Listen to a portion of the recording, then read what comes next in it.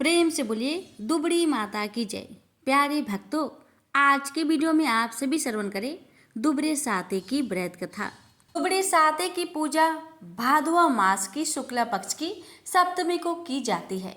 यह अनहोनी पर विजय पाने के लिए की जाती है।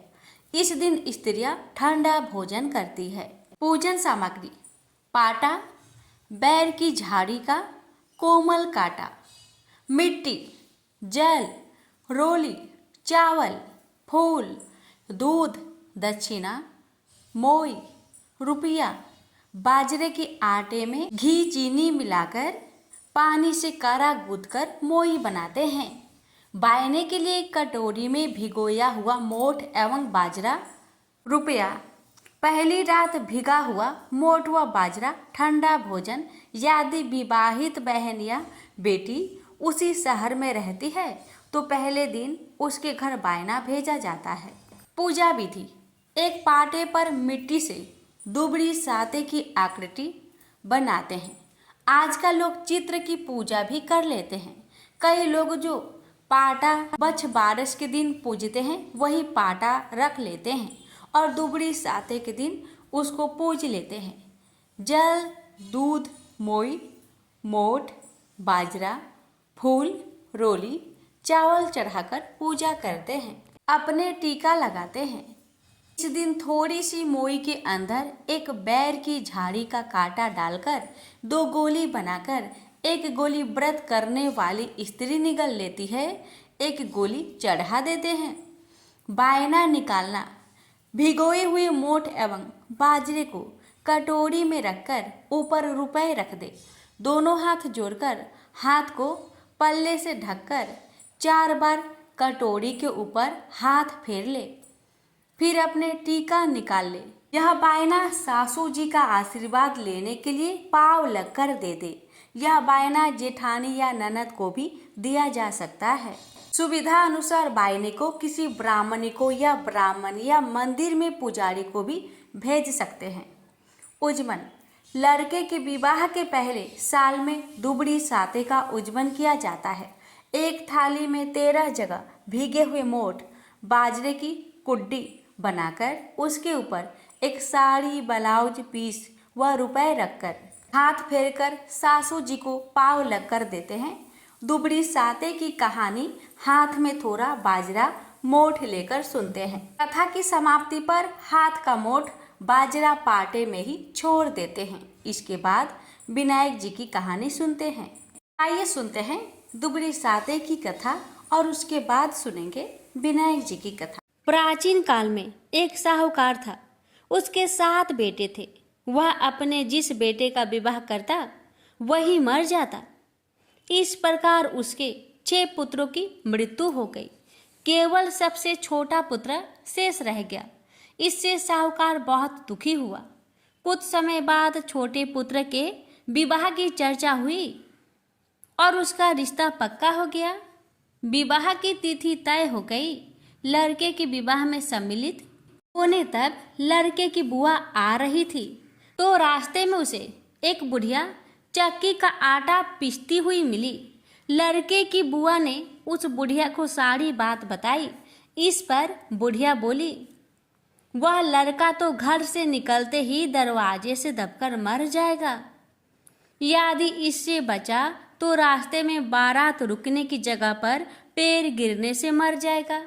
यदि यहाँ भी बच गया तो ससुराल में दरवाजा गिरने से मर जाएगा। यदि यहाँ से भी बचा तो विवाह मंडप में 7वीं भर पर सर्प के काटने से मर जाएगा। यह सुनकर लड़के की बुआ बोली, हे माता, यदि बचने का कोई उपाय हो तो बताओ। बुढ़िया बोली, बचने का उपाय जो है पर है कठिन। इस पर बुआ बोली, आप बताएंगी तो क्या ही जाएगा, आगे ईश्वर इच्छा, पर प्रयास तो करना ही चाहिए। बुढ़िया बोली, जब लड़के की बारात विदा हो तो उसे पीठ पीछे दीवार फोड़ कर निकालना। किसी वृक्ष के नीचे बारात को न रुकने देना। ससुराल में भी पीछे से दरवाजे फुरवाकर जयमाल करवाना। भावर के समय एक कटोरे में दूध रख लेना। एक तात का फासा बनाकर रख लेना। जब सांप आकर दूध पी ले तो उसे फांसे में फंसाकर बांध लेना। इसके बाद सर्पिनी आएगी, वह सांप को छोड़ने के लिए कहेगी। तब उससे अपने मृत 6 भतीजों को मांगना। वह पहले मरे हुए तुम्हारे 6 भतीजों को जीवित कर देगी। इस बात को किसी से न कहना, क्योंकि ऐसा करने से कहने व सुनने वाले दोनों की ही मृत्यु हो जाएगी। इससे लड़का भी नहीं बचेगा, वह भी मर जाएगा। सारी बातें बताकर बुढ़िया ने अपना नाम दुबड़ी बताया और चली गई।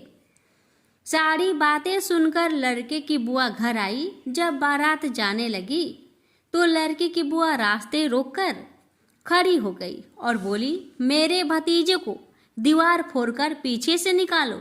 ऐसा ही किया गया। लड़का सकुशल निकल आया। उसके घर से बाहर आते ही मकान के आगे का पुराना दरवाजा भर भरा कर गिर पड़ा। यह देखकर सब कहने लगे, बुआ ने बड़ा अच्छा किया, लड़के को बचा लिया। बुआ भी बारात के साथ जाने लगी तो सबने मना किया और कहा कि महिलाएं बारात के साथ नहीं जाती है। पर बुआ ने किसी की बात नहीं मानी, वह भी बारात के साथ गई। मार्ग में जब बारात एक वृक्ष के नीचे रुकने लगी तो बुआ ने सबको रोका तथा लड़के को वृक्ष के नीचे ना बैठाकर धूप में बैठाया। लड़के के धूप में बैठते ही वृक्ष भी चरमरा कर गिर गया। यह देखकर सारे बाराती बुआ की प्रशंसा करने लगे। पूरी बारात बुआ की अब तक की समझदारी से प्रभावित थी, इसलिए किसी ने भी उसकी बात का कोई विरोध नहीं किया। जब बारात ससुराल पहुंची तो बुआ ने लड़के तथा बारात का गृह प्रवेश पिछले दरवाजे से करवाया। ससुराल के घर में पिछले दरवाजे से लड़के तथा बारात के प्रवेश करते ही आगे का दरवाजा अपने आप भर भराकर गिर गया। इस पर सब आश्चर्य करने लगे और आपस में कहने लगे कि यह बातें बुआ को किसने बताई। जब लड़के की भौड़े लगने लगी तो बुआ ने कटोरे में कच्चा दूध मंगाकर तथा तात का फांस बनाकर रख लिया। जब लड़के की 7वीं भौर पड़ने लगी तभी सर्प आया। बुआ ने उसके आगे दूध कर दिया। जब सांप दूध पीने लगा तो बुआ ने तात के फांसे में उसे फंसाकर सांप को बांध लिया। इस पर सर्पनी ने उसके भतीजे जीवित कर दिए और सर्प को अपने साथ लेकर चली गई। इस प्रकार साहूकार के 7 पुत्र जीवित हो गए। बारात सकुशल घर वापस आई। साहूकार के मृत बेटों को जीवित करने वाली उस अज्ञात दुबड़ी नाम की वृद्धा का नाम दुबड़ी साते पड़ गया।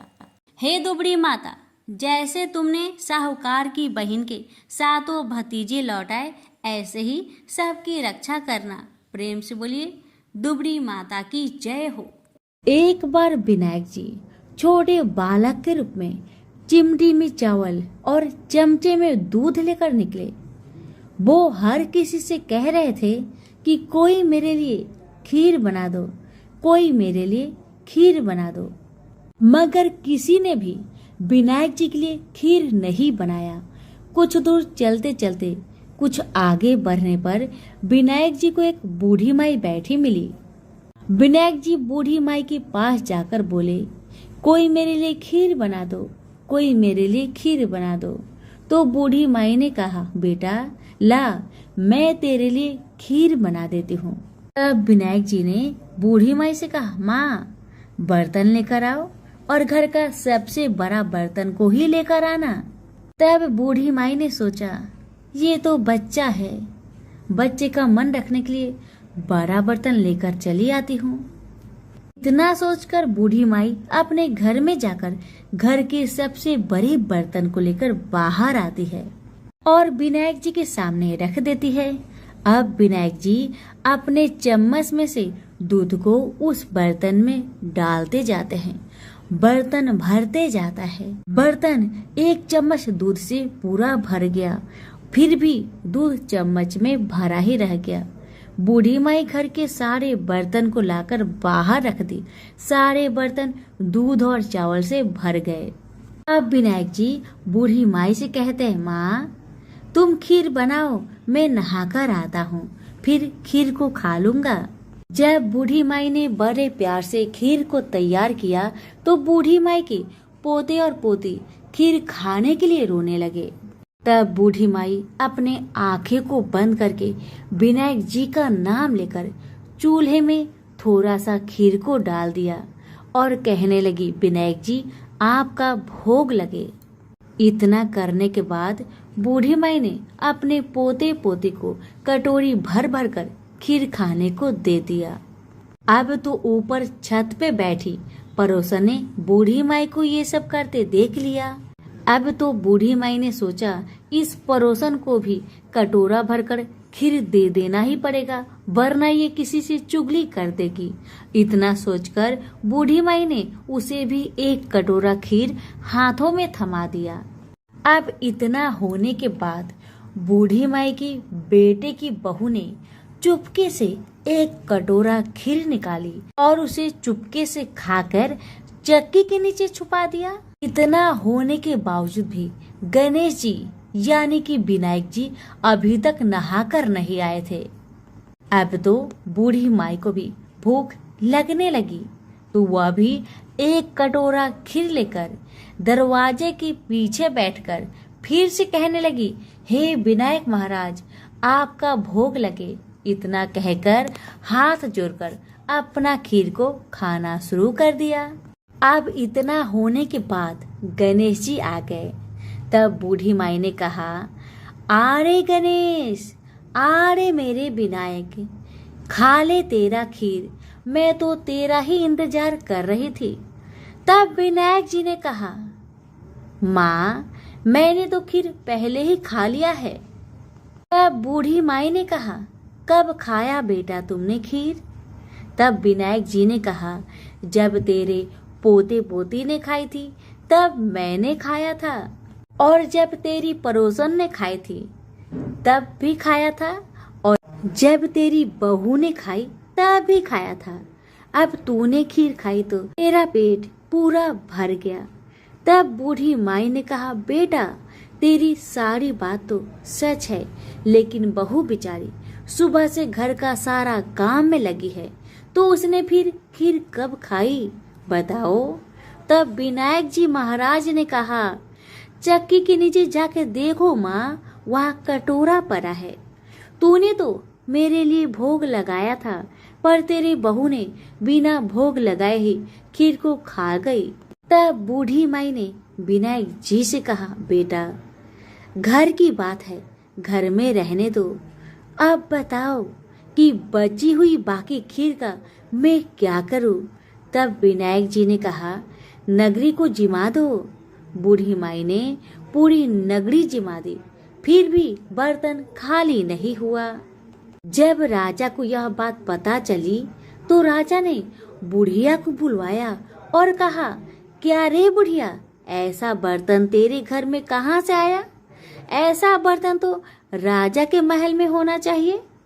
बुढ़िया ने कहा, राजा जी इस बर्तन को आप ही रख लो। राजा जी ने महल में बर्तन को मंगवा लिया और बर्तन को महल में लाते ही सारे खीर, कीड़े मकोड़े, बिच्छू, ककले बन गए और बहुत दुर्गंध आने लगी। यह देखकर राजा ने बूढ़ी माई से कहा, बुढ़िया अपने बर्तन को तुम वापस ले जाओ, मुझे नहीं चाहिए ऐसे बर्तन। बूढ़ी माई ने कहा, ठीक है महाराज, जैसा आप कहे, लेकिन ये तो बर्तन मुझे मेरे विनायक जी ने दिया है। बुढ़िया माई ने बर्तन वापस लिया। बूढ़ी माई के बर्तन वापस लेते ही फिर से वह बर्तन खीर से भर गया और सुगंधित खुशबू आने लगी। बूढ़ी माई घर आकर विनायक जी से कहने लगी, हे विनायक महाराज, बर्तन में बचे हुए खीर को मैं क्या करूं? तब विनायक जी ने कहा, बची हुई खीर को झोपड़ी की कोने में खरा खोद कर डाल दो। उसी जगह सुबह जब तुम उठकर खोदोगी तो धन के 2 चारे मिलेंगे।